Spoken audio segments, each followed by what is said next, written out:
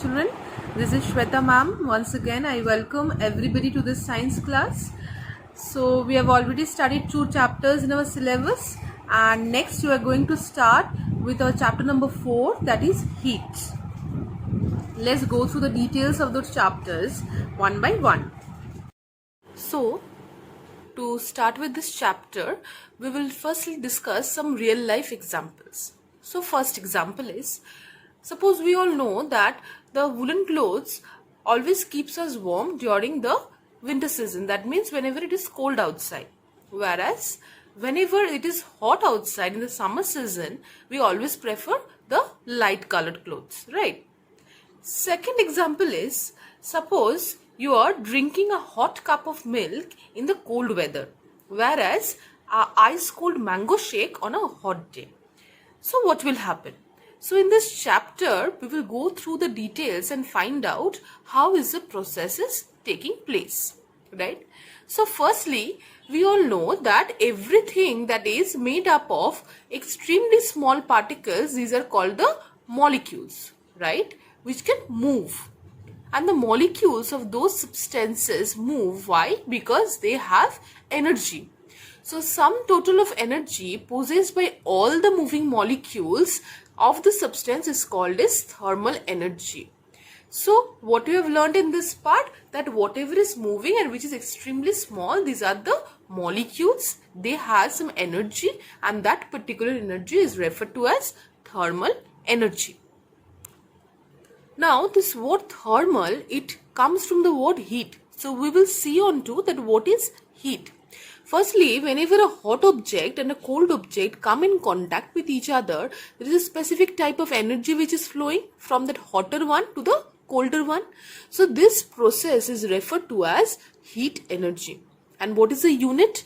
Always remember children, the SI unit of heat is joule, that is written in capital J, and calorie is the old metric unit. So two units are there, one is SI unit, another one is older metric unit. So SI unit is joule and older metric unit is calorie.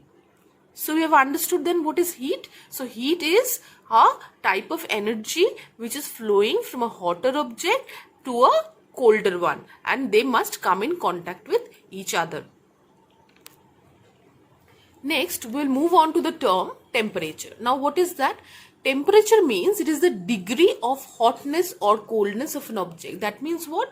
We can easily compare the hotness or coldness of those particular objects. And what is the unit? The SI unit of temperature is Kelvin. You need to remember only this unit of temperature, that is SI unit, which is Kelvin and is written in capital K. So we can easily say that any substance which is higher temperature is obviously hot, and which is having a lower temperature is obviously cold. So this hotness and coldness, these two terms, if we say, these are relative to each other. Understood? So the next one.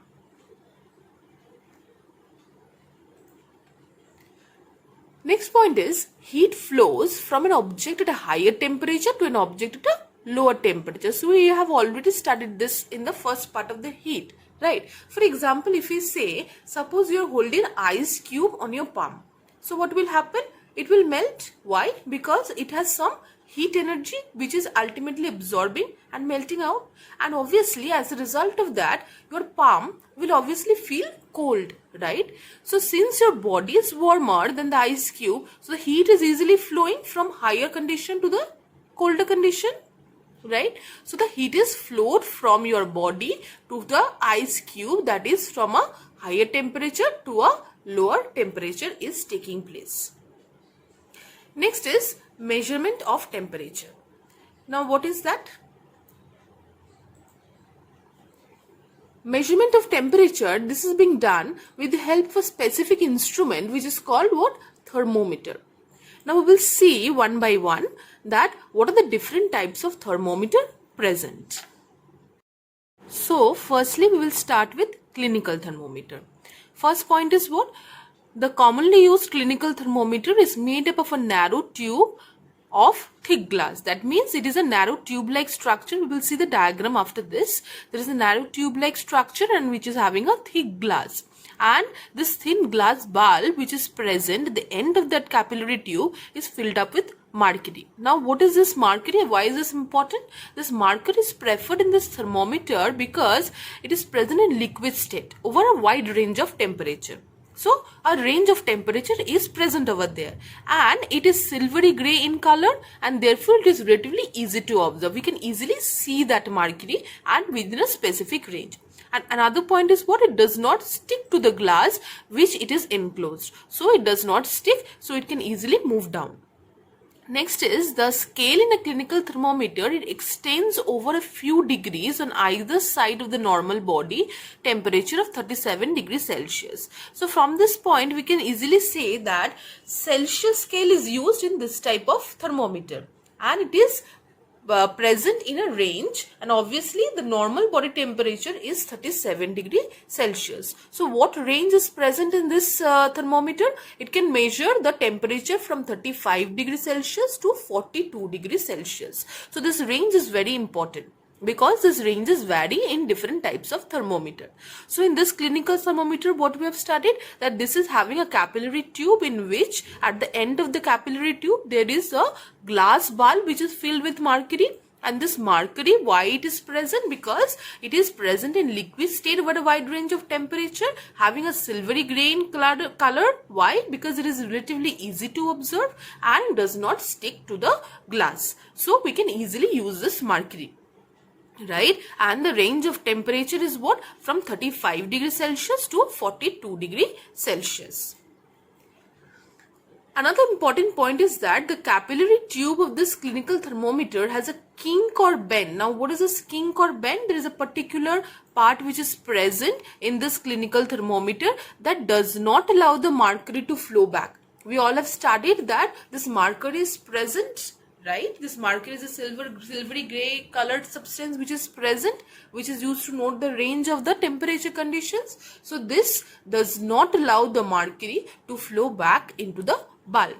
And next point is, to lower the level of mercury, the thermometer has to be given a firm jerk. So we need to give a jerk which should be in firm. Why? Because the level of mercury then there only be down. Next is, what are the precautions? Firstly, the thermometer should be washed before and after the use with an antiseptic solution to avoid any type of septic measures. Next one is, the thermometer should be kept keeping the level of mercury along the line of sight so that it is easily understandable to everybody. Next is, it should be handled with care. Now why? Because we have mentioned previously it is made up of glass, so it can break, so we should handle it with care. Next is, the bulb of the thermometer should not be touched while taking a reading. Why? Because if we touch, then that condition of temperature will be shown in the thermometer and the exact range will not be shown. Next is, it should be ensured that before use the mercury level is below 35 degrees Celsius or 95 degrees Fahrenheit. Why? Because again the mercury, the clinical thermometer, the range I have mentioned that it is from 30, you have mentioned it here, right? It is from 35 degree to 42 degrees Celsius. So this mercury level should be below 35 degrees Celsius so that the exact reading is being shown. So hopefully you have understood this clinical thermometer. Next type of thermometer we will move on to is laboratory thermometer.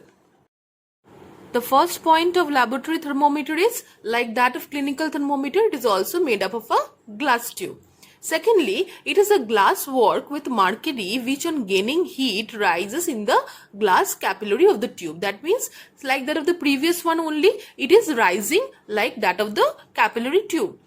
The third point, which is a point of difference definitely, that is the range. We have studied previously, the range is 35 to 42 degrees Celsius, right? So here the range of temperature is minus 10 degrees Celsius to 110 degrees Celsius. So this is one of the most important difference between these two levels of thermometer. So what are the precautions we need to take care? Firstly is handle the thermometer with care. Again the reason is same, because it is made up of glass. Secondly, do not hold the thermometer by the bulb while taking reading. Again, I have mentioned this one also previously, that the exact reading will not be there. Third is the thermometer should be kept upright, not tilted. The bulb should not touch the surface of the container. It may hamper or harm that particular bulb. And fourthly is removing the thermometer from the boiling water bath and immediately immersing it in a ice bath may cause the thermometer to break. Why? Because the temperature fluctuations may lead to the breakage of that thermometer. Another important point of difference between this clinical and laboratory thermometer is that in case of laboratory thermometer, you can see there is no kink which is present. Whereas in case of clinical thermometer, in this diagram you can see this kink is present. What was the function of that kink? It was helpful. Why? Because in clinical thermometer the mercury would not flow back, right? But in laboratory thermometer this kink is not being present. So this is another point of difference. So what are the main differences? We will see to that. Firstly is the clinical thermometer, the range is 35 degrees Celsius to 42 degrees Celsius or from 94 degree Fahrenheit to 108 degree Fahrenheit. Whereas in case of laboratory thermometer, it is minus 10 degrees Celsius to 110 degrees Celsius. Second point is mercury level does not fall on its own as there is a kink. I have just now mentioned in that diagram that there is a kink present in the clinical thermometer which does not allow the mercury to flow back, whereas no kink is present and mercury level falls down on its own. Third is the temperature can be read after removing the thermometer from the armpit or mouth. So the temperature can be read once it is being removed. And here the temperature is read while keeping the thermometer in the source such as liquid or anything. So as because the kink is not being present, the temperature reading can easily move on and being shown in this thermometer. Next is to lower the mercury level, jerks are given and no need of jerk. Why? Because again the kink is present, so a jerk is given over here and a kink is absent, so no need of giving any jerk. The mercury level will move down automatically. Next point is clinical thermometer is used to take the body temperature and laboratory thermometer is used to take the temperature of in the laboratory, right? So the laboratory conditions it is being used and it is being used for measuring the body temperature conditions. Another type of thermometer which is present nowadays, it is being used, that is referred to as a digital thermometer. So we'll move on to this digital thermometer. Firstly, this digital thermometers, why are they used? They are also being used to measure the body temperature conditions and they work on tiny dry cells. So the cells are very small here, they work on those. Why it is being used? Because it is a safer device. Now question is why it is safer? Because it does not contain mercury. And why? This mercury is a toxic substance, we all know. So we can easily use this thermometer, and this mercury, as because it is poisonous, it is difficult to dispose of. If the thermometer suppose is breaking, so it is difficult to dispose. So this digital thermometer is being used so that it is a measure of safety also. So what we have learnt in this one, that three types of thermometer are present. What are those? Clinical thermometer. Clinical thermometer, here we have seen the range is 35 degrees Celsius to 42 degrees Celsius in which the mercury is present and is easily observable, right? And next one, laboratory thermometer, we have studied that the laboratory thermometer, the range is minus 10 degrees Celsius to 110 degrees Celsius and there is no kink present over here. And another type of thermometer which is present nowadays, that is the digital thermometer, which is also used to measure the body temperature. It is obviously a safer device. Why? Because the poisonous mercury is not present in this type of thermometer. So hopefully you have understood this lesson of the first part of that heat chapter. So in the next lesson, we will move on to the next part of this chapter.